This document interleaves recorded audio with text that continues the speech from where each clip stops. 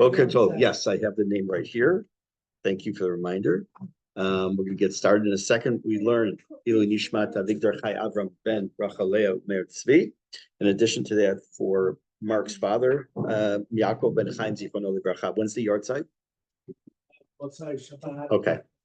Okay, got I it. also have, Yes, and for my grandparents, we had Sunday night, Monday for my Zaidi, Moshe ben, Chaim Eliezer. Moshe Ben Chaim And the Eliezer. following day is his wife, my grandmother, yeah. Sarah Bas Menachem. Sarah Bat Menachem Mendel. Okay, very good. Moshe Ben Eliezer.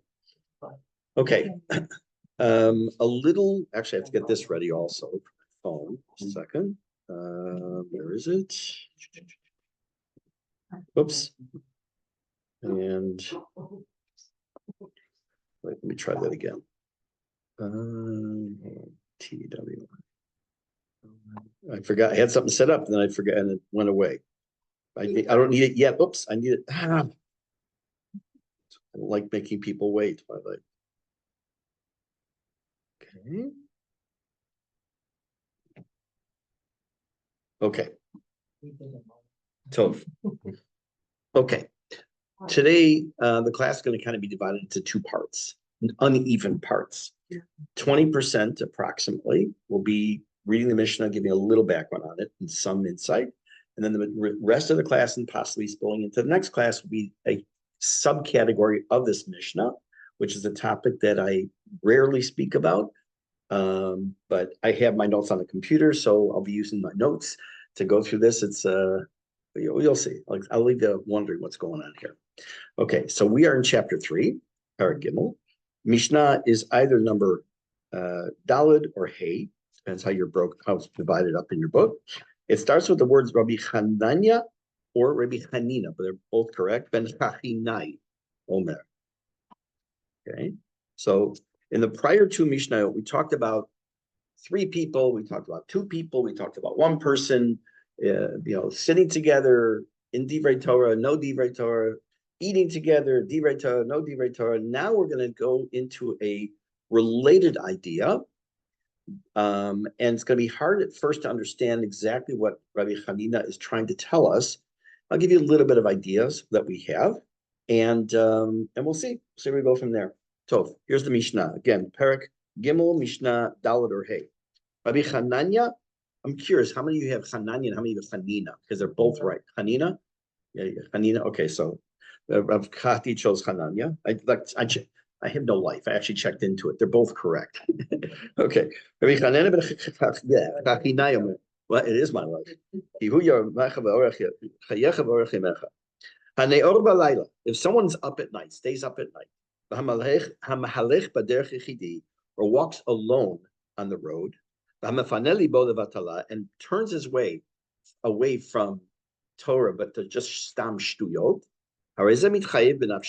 he's put his life in danger. Now, that sounds really like nuts, right? Scary. It's like I'm sitting outside, I'm enjoying a cup of coffee, and I'm not thinking about Torah. I'm in big trouble. I'm walking from my house to Pnei Shmuel at 1 o'clock in the morning. I don't know why I'd be doing that. And I'm not thinking about Shema Yisrael. I'm not thinking about Breshit Bara Elokim. Mitchayev b'nafsho. Right? It's mortal danger. What's really going on here? Okay, so what we're talking about here is a few possibilities. I want to read to you, I'm going to do a little bit of reading today. I'm going to read to you something that Rav Lau said, Rav Yisrael Mer Lau. From now on, whenever I mention his name, it's always his sefer, Yisrael Mer, the original recipe of Rabbi Rav Lau. Okay, I'm going to read to you this because he really encapsulates the various opinions here. He says there, I'm going to read part of it in English just out of my head, then part I'll read inside. There are those who describe the word hamafaneli bo levatala. It says that the third phrase says that somebody who turns his way, his heart away from Torah, as being a continuation of the first 2 statements. The first 2 statements are that a person who goes along on a road alone, person who's awake at night, and then the third statement is not an independent clause, but rather explains. And they also purposely turned away, head away, or mind away from Torah. I'm going to think about sports instead of Torah. It was a waste of time to think about Torah. that is a very dangerous situation to put yourself in, and that's the Rabbeinu Yonah as an example. But there are those who say that it's that this is a standalone clause. There are three statements here. Number one, that a person who is up at night, well, we all wake up at night, imagine, if you're like me. And if you are walking alone on the road, apparently at night, and if you turn your heart away from Torah, that those are three separate statements. So Gam Adam Kazeh, even just like this is not your book right now. I'm just going to read it from the screen. Gam Adam Kazeh mitchayev b'nafsho. Just stam a person who's mefaneh libo doesn't mean he doesn't think about Torah. It means he purposely put Torah out of his mind. He pushes it aside. Mitchayev b'nafsho. I'm not going to keep translating, but it means because there's no real good translation. You could say he endangers his life. He mortally is in danger. All kinds of ways. So too, a person who's up at night. A person who walks on the road alone, they also put their life in danger. So according to this way that these are three independent clauses, that the idea of just walking alone at night, you're putting yourself in danger. Or just being up at night and not being involved in Torah somehow, you're, quote, putting your life in danger. And they explained, what danger? Really, what's the danger here? Mazikim mitzuyim balayla, that there are various things that can cause us damage. This is actually going to be the topic, but I'm going to segue into is Shedim and Mazikim. We'll talk about that in a few minutes. That they're Mazikim, are these dangerous beings or demons at night, uvaderech, and on the road, uvaela, and in those cases, when you do, in fact, purposely put Torah out of your mind, that you're really leaving yourself open to the Mazikim. Mazikim are the damagers. And furthermore, the Meiri explains, a person who's up at night doesn't sleep enough, and therefore, I'm looking right at you, and a person walking alone on the road at night, you put yourself in danger because people could rob you. It doesn't mean like just walking to Pnei Shmuel. It means you're walking in a road, like if God forbid you're dumb enough, and I mean that literally, you're dumb enough to walk on the Kvish Achad or 417 outside Malay Dumim alone at night, you're putting yourself in danger. You can come to a point of going a little crazy. Rabbi Matatia katav shemedubar b'shnei sugei batala. Okay, forget that. Okay. So it could be that we're talking about the following situation. Let's say somebody is throwing a ball at you. It could hurt you if you don't move. If you just stand like a fool, it's going to hit you in the head. So what can you do? You do a few possibilities. You can move out of the way. You can try to catch it, which could be dangerous depending on the speed of the ball. You could put something up to protect yourself. But just to stand there and allow yourself something to happen to you is foolish. You put yourself in danger. And this, at any normal, rational thinking person understands that. So what this Mishne is telling us is, look, that whatever the danger might be, you have to keep in mind that there is a protection, and that's Torah. We know that in the Kriyat Shema Mitah, we say Kriyat Shema at night, there's this idea, a statement that protects you as you sleep, because we believe that sleep is 1/60th of death, the part that your neshama can't completely return to God, because then there's no life, you're not alive. But in a sense, your neshama goes to Hashem, and we thank Hashem. The forgive me, Modan shechazarta bi nishmati. You put my neshama back. So what happens is that when you wake up, go to the bathroom, middle of the night, your neshama comes back, and then it goes back to sleep, goes back to Hashem. Sounds like. So, but there's something that protects you. Hey, my neshama keeps saying, "Why do you keep waking me, bringing me back here? Let me go back to God for a little while." So that it protects you from these things, and potentially from, just like it's putting up this magen, the shield from that ball coming to hit you. These various dangerous, in quote, situations are protected by learning Torah, having Torah in mind.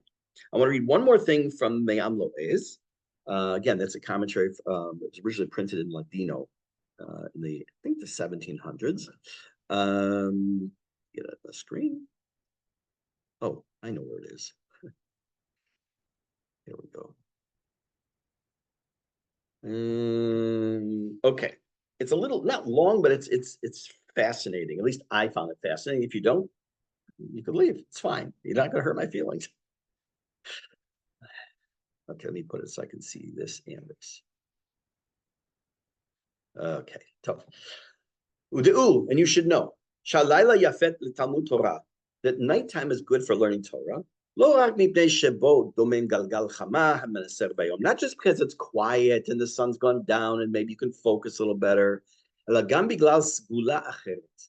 Because there's also another skula. What's the skula? Something that can help or protect or enable something to happen. Like, for example, if you have a skula to, if you do have Harshat Chala, it's a skula for a shidduch or whatever. This is called skulot.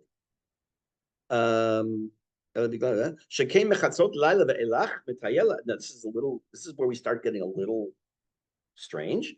That from chatzot halayla, from midnight on, Mitayela Hakadosh Baruch Hu Kivyachol Ima Tzadikim Began Eden. That when it hits, when the clock strikes 12, halachic 12, God starts to walk around in Gan Eden with tzadikim. V'chol tzva hashamayim. Here, just a second.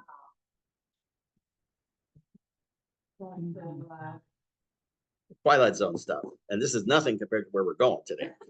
Okay, so Hashem starts walking around Gan Eden with tzadikim. When a person gets up from sleep at that moment, and he sits and he learns.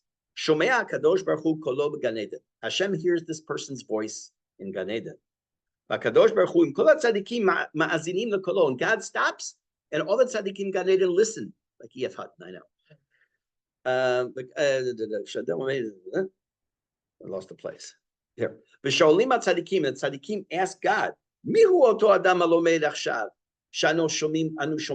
is this person who's learning Torah right now that we're hearing his voice? Hashem meshiv lahem v'omer. God responds and says, Ze kolo shel ploni ben ploni. This is so and so. Hayoshev osek b'Torah. We're sitting and learning Torah. V'achshav, and now anu ma'azinim lekol zeh. Now God says to them, we're going to sit and listen to his Torah. Kevan shu chaviv yoter mikol hashirot ha'tishpachot. Why? Because what were they doing in Gan Eden? Because in theory, the tzaddikim were singing songs of praise to God. He says, this is more important than all your songs of praise. That all the malachim and the rakia and the angels in the heavens would say, Imkain, and therefore, ma yikre sha'azo. What would happen at this time? Sheba nased nachat ruach la'Hashem. That you're giving, so to speak, pleasure, nachas to God. Umakatan erech chatzar kenegda al shemeniach shena de lasot nachat ruach le'otzro. When you put aside just that little bit of lack of sleep, 5 minutes, but you give nachas as it were to Hashem for that 5 minutes. For sure, someone wakes up at that time. And he's wasting his time thinking about just shtuyot. Because you didn't bring nachas to God. You're deserving of some. Yes. Midnight everywhere. Very good question. It's always midnight somewhere. No, it's a great question. I actually thought about that. It's a great question because when it's midnight here, when it's in midnight, we're talking halachic middle of the night.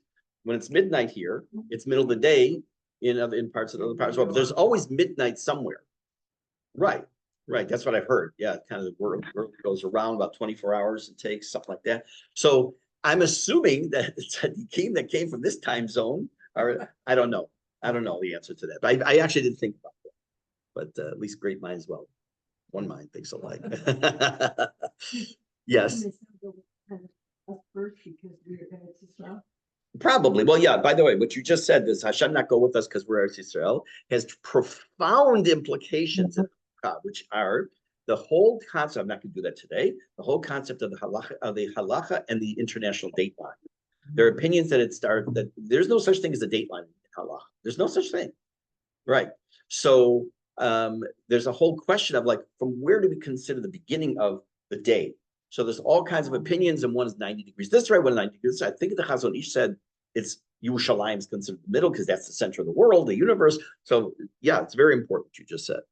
So the Amar Zohar, and the Zohar said, Zohar Kadosh, Shezeh Shadam Neo Be'emtza Laila, a person who wakes up in the middle of the night, U'machazirin lo haneshama, and his souls return to him. It's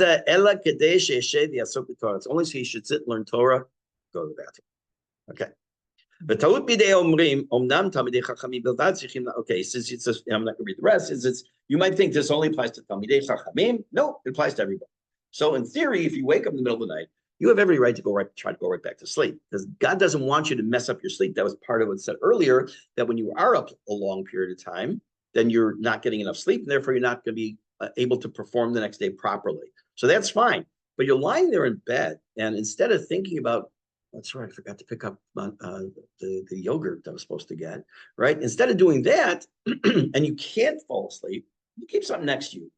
Keep a little, all you need to do is in this week's Parsha, you'll be out, okay? Just start to learn something. It's fine. Yes.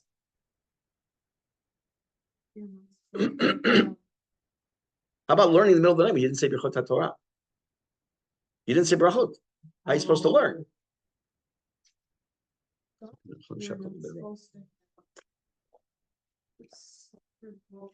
You're not. You can no. You keep it in a drawer or something. You can't keep sacred books in your bedroom. That's correct. But they can be in the rooms. They're covered. If they're covered, that's fine. Keep them in a drawer. That's fine. Just not open. Purpose to do this, or are you waking up on your way to perhaps another place to perform? Where you're going to have to say, you know, to take care, you have to take care of, and then you go right back to sleep. That's fine. He's talking about if you woke up. Number one, it would seem from this that if you are a kind of person, not you, a person is the type of person who can, in fact, purposefully wake up in the middle of the night to learn for a few minutes and then go back to sleep. What nachas you bring Hashem? I don't think he's implying that a person should do that and he's not, at the expense of their being able to sleep properly so they can have a better day the next day. No. Mm-hmm. Yes. Yes, something, yes. And then after I do the specific thing, Right. make a bracha. Yeah. In theory, yes. Not before. Not before. Definitely not. Okay, but the question we'll leave, and I'm not going to get into it. I don't want to digress in this now. Is what about, do you say Asher Yatzar in the middle of the night or not? Do you wash your hands or not? What about how do you start learning Torah? It's in the middle of the night. And if you did stop and say Birchot HaTorah, now you go back to sleep. Is that covering for the daytime? The answer is yes. So let's leave it at that. So I never thought about that, only just washing your hands. yes. And then, you know, because if Shem wakes, I feel like Shem wakes me up and I need to get up and listen. Yeah. I wash, but I never thought about maybe. Right. But I don't know. About saying the Torah prayers in the morning you still say them. before I learn. Yes. At 3 in the morning. Oh, 3 in the morning. Yeah. So, well, that's if you remind me. No, because this is not off topic. So I'll mention it. I will send out a follow up. If a person wakes up in the middle of the night and they decide they are going to sit to learn, they have to say Birchot HaTorah. But even if they go back to sleep, that covers you still in through the next day. Now, where it doesn't cause a problem, Oh, wow. I'll tell you, this is a halacha interesting that someone pointed out to me years ago. I said, "Oh, you're making that up," and I found it. He was right. It applies for a lot of people on the night of Shavuot. Oh. Okay, what happens if a person's up all night? So minhag Ashkenaz is that you find someone who slept, they say the brachot, and you say amen. Fine. Sfaradim, they say the brachot, even though they may have been up all night. Now, what happens if a person on Erev Shavuot decided to take a nap so they can stay up all night? So in that case, they're allowed to say the brachot the next morning. It is as if, wow, that's not easy to say, that they slept a little bit in between, and now they can say the brachot the next morning. It's even though that covers them the brachot overnight, now they can make them the next morning still. So it's brachot is believe it or not, is one of the most complicated areas of halakha. Let's go on. Okay, so I want to digress now for a little while. Like I said, it's probably going to take us the rest of this class at least. Talk about two things. One's the overall, and one is a subdivision. How do you say night in Hebrew? Laila. Right. Anyone know where it comes from? It's a word. It's from the Torah, right? Yes. So it comes from a name of what's called a demoness, a shade called Lilith. There's actually a magazine called Lilith. If I'm not mistaken, it's a feminist magazine, right? Wow. Yes. So Lila gets its name from Lilith. What does that mean? What does it mean she's a demoness? We will come to that. We have to first talk about two topics called Shedim and Mazikim. Shedim will translate as demons and Mazikim as hurtful entities. What's What? the word again? Shedim Yeah. and Mazikim. Nezek is damage, Lahazik is to damage. There's one of the 6 sections of the Mishne is called Nizikin. Damages. Fancy word for it in English is torts, not with an E at the end. T-O-R-T, the law of torts. This is a book called Salmond, S-A-L-M-O-N-D, was a man's name, a British jurist. Salmond on the law of torts. Why in the world do I know that? Because when I was finishing in Shalavim and I was going to go, I decided I was going to go to law school because I was going to tell my parents what I was going to do, and they were going to change my mind. Was to stay and go to Bar-Ilan University for law school. And I asked some lawyers what would be the way to start preparing. So get yourself a copy of Salmon on the Law of Torts, start studying it already, because a lot of the law is Turkish law, a lot of it's Ottoman law, and a lot of it's British common law. And it's one of the best ways to start. So I actually can picture the book in my head, light green, white cover, and I started highlighting. I was so into it. And then my parents says, you're coming home. Well, Baruch Hashem, because life went a different trajectory. Thank God. Okay, so we're going to talk about, I have my notes here, so pardon me if I keep looking down at my computer. The concept of Shedim, which again, we're going to translate as demons and Mazikim. This kind of stuff, when it comes to things like Gilgul Nishama, which we've talked about, which is just the not reincarnation, the transmigration of the soul and other things. If you say to yourself, oh, give me a break, I don't believe any of that junk, it's fine. It doesn't mean you don't believe in God. It doesn't mean you're a kofar. Chas v'shalom. There is nowhere that says you have to believe these things.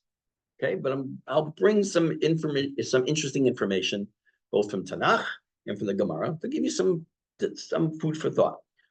It shows up in various areas of rabbinic literature. It shows up in mystical texts, in stories. I'm sure all of you have heard of the concept. It's called a dibuk.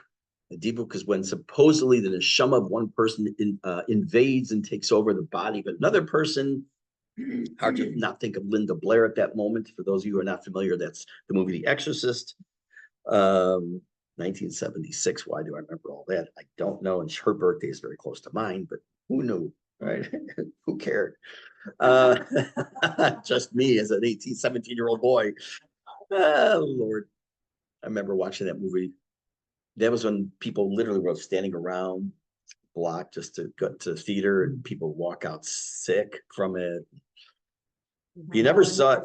What's that? You never saw it?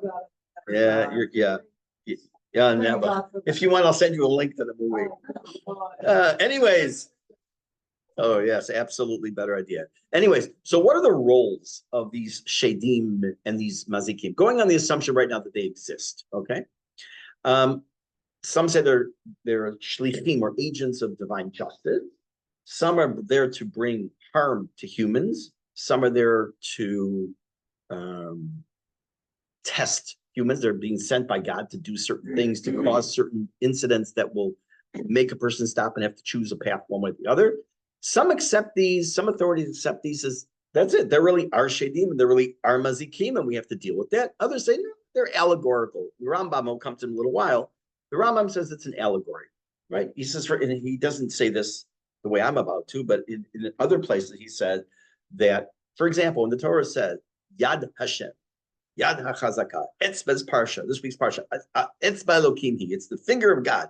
It doesn't mean it literally meant, it's meant as a metaphor, meant as an allegory. He says the Shedim and the Mazikim, yes, we see them, the Torah, them, and then in Navi were mentioned, we'll see in a minute. We see them mentioned in the Talmud, but they're not meant in the literal sense. Okay, and we're going to see even more when it comes to Lily. Yes. Independent actors connected To God? or- No, not that I've seen. Nothing could be. No, right. I understand. It is. You're right, and you're right. What do I mean by that? That, in a sense, is like Hashem created them, and they're off on their own. You do what you're going to do. Okay, I'm not going to mix in.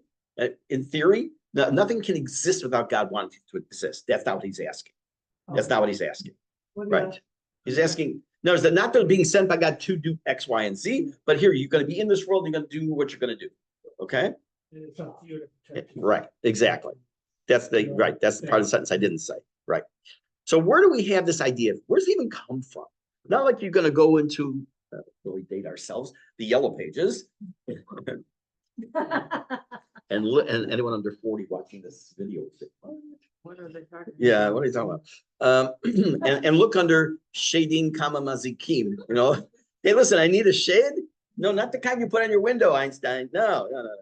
Okay, so we actually have in the Torah itself has one reference, and we're going to see a couple one in Tanakh, in Navi, and one in the Gemara. Torah says in Pirke Lamed Bet in Dvarim, it says Yizbechu this is the beginning of Parshat Ha'azinu. Yizbechu lashedim lo Eloah, Elohim lo Yedaum. They sacrificed to demons, no gods they had not known. Okay, that's a strange thing. What do you mean? So stuff only mentioned in Torah of Shedim. In Tehillim, there's a pasuk that tells us, "Vayizbechu et benehem et benotehem lashedim." They sacrificed their sons and their daughters to demons. Parakuf Vav. It suggests that in both psukim that there was some connection between Shedim and idolatry, and they were looked at as somehow some kind of evil force. It's not Molech. Molech is a quote lowercase g god, where the service was passing a child through fire, right? Either literally through fire or between two rows of fire. There's even a machloket about that, how they did it. Okay, we can't even get our Avot Zarah straight. There's an interesting Gemara that tells us as follows. And I remember when I learned this. I don't remember how old I was, probably a teenager. It terrified me. It says in the Gemara, Masachet Brachot, Daf Vav. Tanya Abba Binyamin Omer. Braita tells us in the name of Abba Binyamin, Ilmale nitna reshut la'ayin lirot. If God were to give the eye permission to really see everything out there, en kol bria yechola la'amod mitnei mazikim. No person, no creature would be able to exist and continue because of the mazikim that they would see. Not that the mazikim would damage them, but they would see all these things that are floating around there. It implies that they're invisible. Okay. Yeah. So it really terrified. Now, I don't know if you know what floaters are in your eyes. Oh, everyone goes, yeah, of course. I've had them since I'm a little boy. And they get worse as I get older, and sometimes they're terrible. That's why I don't drive at night generally, because when I go to look at a sign, it takes me 1 or 2 seconds before the stuff moves away and I actually see the sign. And that 2 seconds can be bad news when you're traveling 100 kilometers an hour. So I've had floaters my whole life. And I remember thinking when I learned, oh man, I wonder if those are the Mazikim, or those are Shedim, they're coming to get me. So that was only last week. No. No, it's not a fun topic. It's a little bit scary, but interesting enough, the Gemara in Chagigah actually discusses Shedim and compares them to humans. What are they similar to? What are they different? There are 3 things that are said about Shedim. 3 of them, they are similar to in characteristics that go with like angels, and 3 characteristics that are similar to humans. Buckle up. 3 ways that Shedim are like angels. They have wings like angels. How many of you just thought of It's a Wonderful Life and Clarence? No? Okay, good. Yeah, of course he would. Okay. And they're able to fly from one end of the universe to the other. That doesn't mean the Milky Way galaxy. It means the universe, okay, which is however many millions of light years across, which is numbers that we obviously cannot fathom. And they know the future like the angels. The Gemara says, whoa. Yodim, you think that angels know the future? Lo. But rather they hear from God what's about to happen. In other words, they don't know the future, but they're involved sometimes when God's about to say something's going to happen. Okay, so those 3 ways, they're like malachim. Here's where it gets really fun. Ochlim v'shotim kivnei adam. They eat and drink like humans. Parim v'ravim kivnei adam. They procreate. A shade and the shada, I guess, get together and have a little shade. Oh, look at that little baby shade. Her wings are all so she started to fly already. She's only 1,000,000 years old. And metim kivnei adam. They die. They end. Now, I'm surprised it didn't include metim ka'adam in the first three, because we say that a malach doesn't die because it's not a sense of a life. It's a spiritual being. They have a shlichut and then that's it. They're done. Now, whether they go to the retirement home for malachim, I don't know. But okay, whatever. So, anyways, they have all these interesting things that they compare humans and shedim to angels in certain areas. Now, again, there's an interesting Mishne in Pirke Avot, which we will get to way down the road, middle of Pirke, chapter 5, which says as follows. And I gave it, when we get to it, I'm going to give a whole shir just on that Mishnah, probably take a couple classes, because I've given this before about the topic of Asarad Varim Nivru Be'erev Shabbat Ben Hashmashot. There were 10 items created on the 6th day of creation, just after sunset, before Shabbat started. Ve'eluhen, these are the items. Pi ha'aretz, the earth that would to open up and to swallow up Korach and his followers, or at least his followers. Upi ha'be'er, the mouth of the be'er, the Erashel Miriam for the water. Pi ha'aton, the mouth of politician. I mean the donkey that Bilam.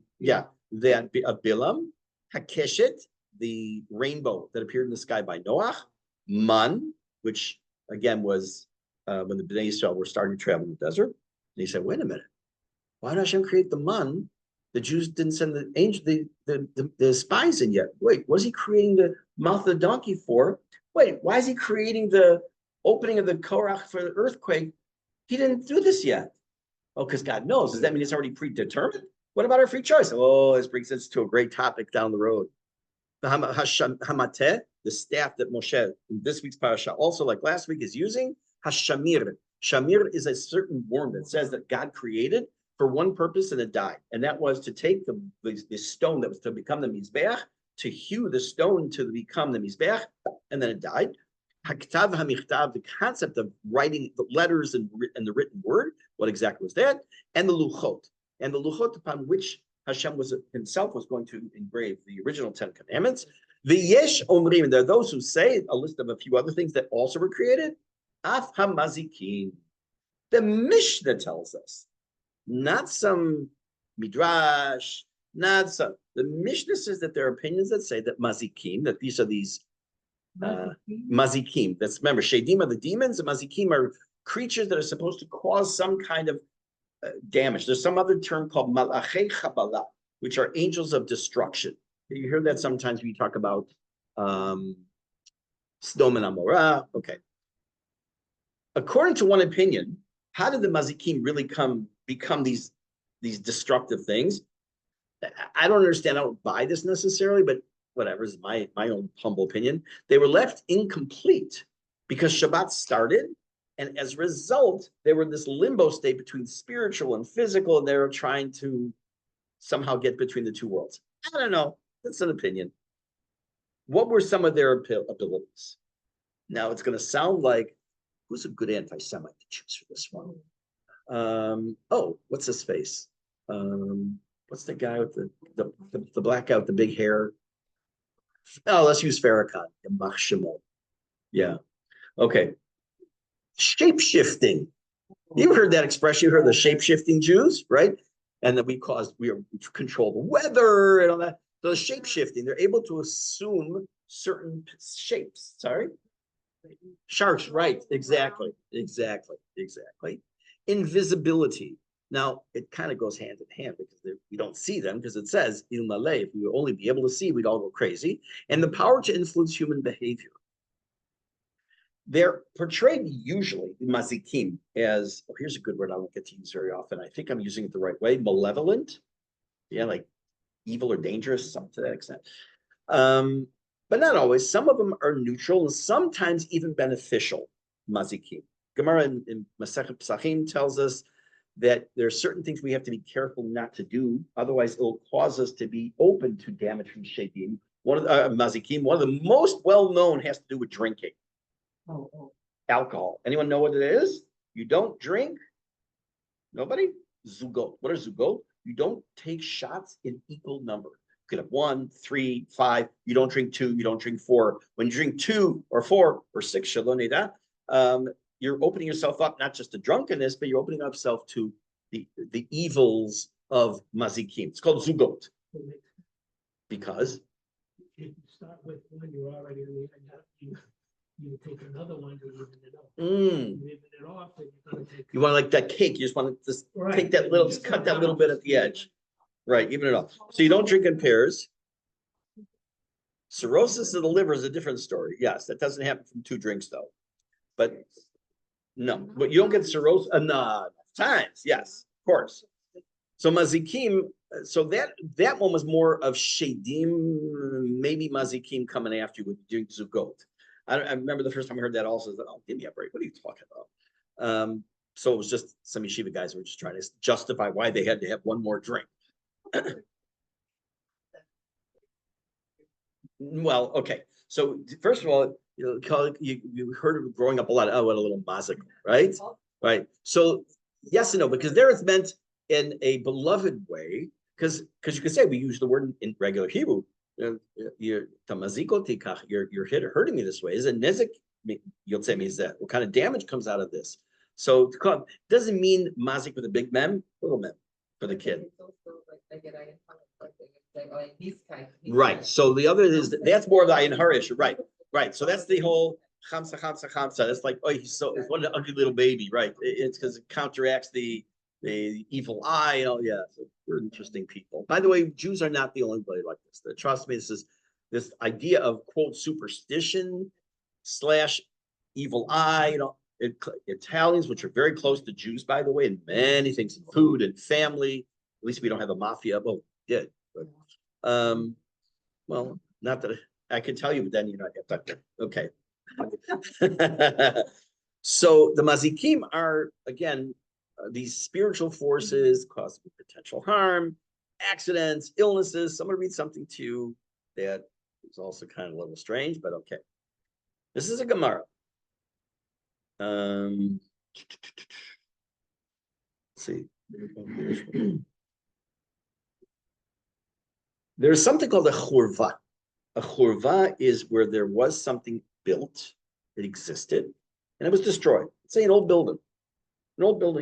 Say, for example, when you go to the enter Malei Adubim, and you go to now it's partially destroyed, torn down, less completely maybe. The school that was there next to Hod Adumim, which has been the Bates Motel since before we made Aliyah. So the Churva synagogue itself was called the Churva because it was destroyed. Like there was Rabbi Yehuda Halevi, Yehuda Hasid Shul, the Rambam Shul, the Ramban rather, and went through a number of iterations. By the way, if you haven't been I was just in the old city the other day and passed by the Tiferet Israel Shul, which is right as you're walking through the Rova, and you'll see, and they're doing a rebuild just like they did for the Churva, which is not called that now.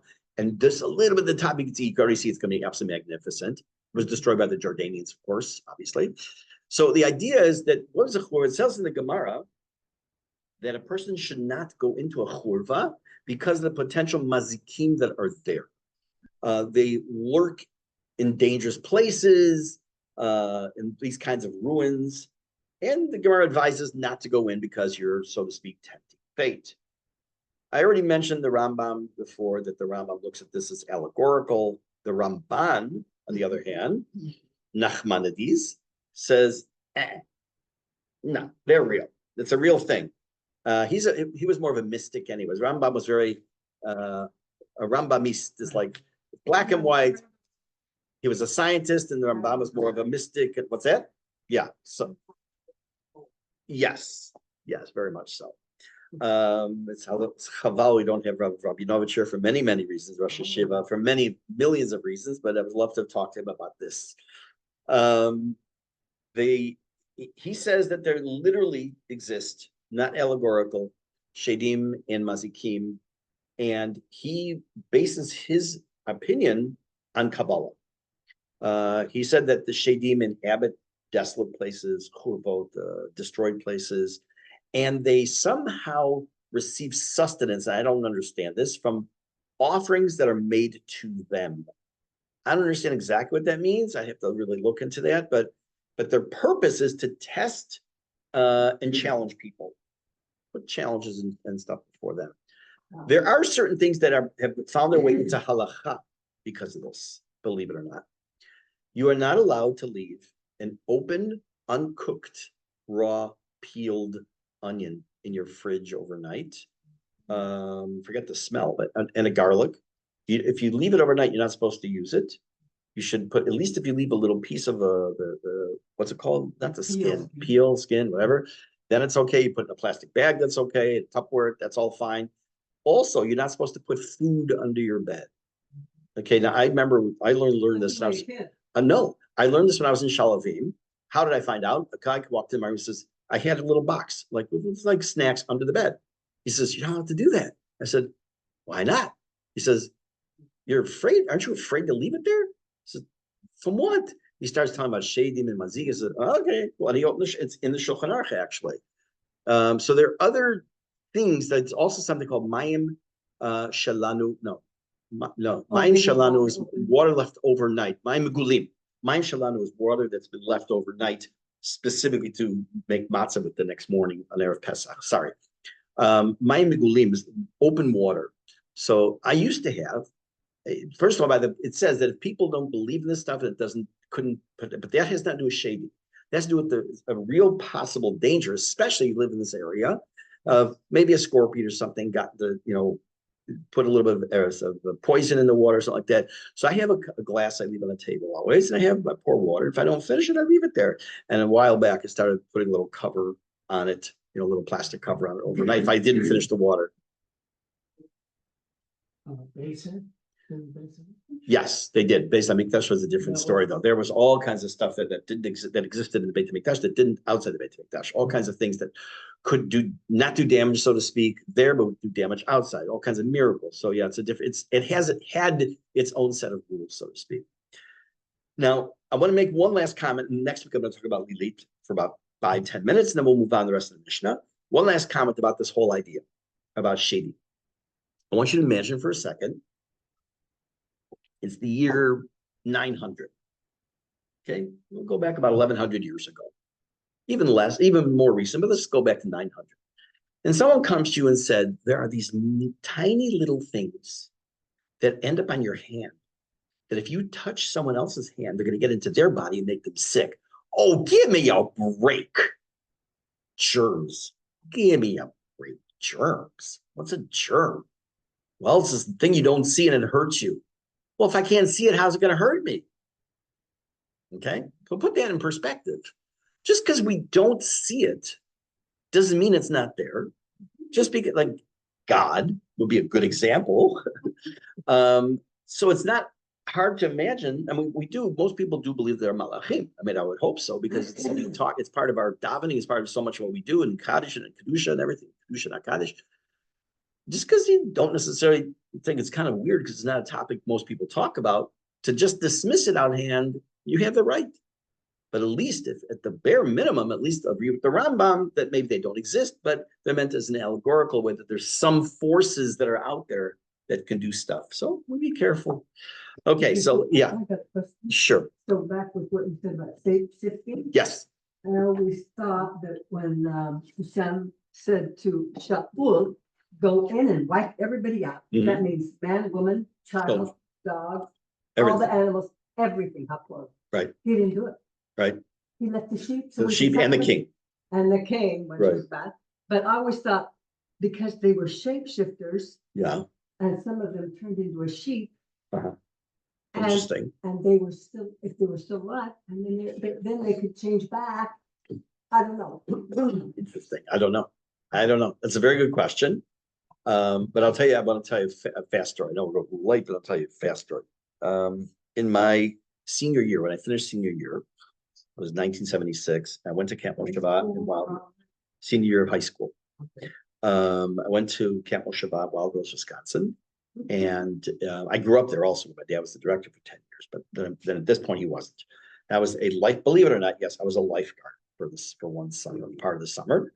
And this topic of Shedim somehow came up a lot in our like the staff. We have a hangout and talk and have stuff at night. And the topic came up. There's one lady who a couple years older than me. We started talking about it, and we were standing outside and we saw this cloud, almost a mist that looked like a hand and that looked like a gun. Kind of freaked us out. Okay, fine. But she took it to heart, this whole topic. About a month after camp was over, she wrote a letter to me. You remember what a letter is? You put an envelope and write words on a piece of paper. Yeah.